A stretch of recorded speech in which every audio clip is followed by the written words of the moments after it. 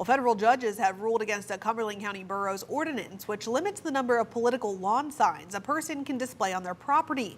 Fox 43's Matt Kleindon spoke with people in Camp Hill about the ruling and looks at what the borough could do going forward.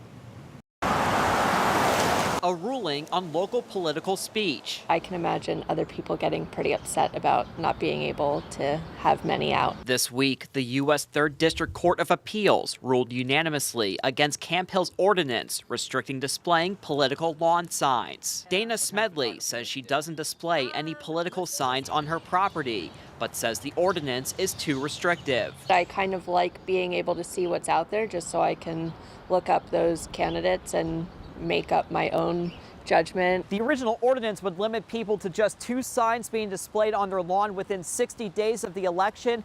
Anyone caught violating that rule could face a $1,000 fine, something that legal scholars say violates the First Amendment. The Constitution protects speech, but it protects political speech most of all. Widener Commonwealth law professor Michael Dimino says local governments can enforce sign ordinances for aesthetic and public safety reasons. However, he says they cannot differentiate on which signs are allowed based on its speech. You can limit the number of signs, you can limit the size of signs, but you can't distinguish between different kinds of signs having different messages.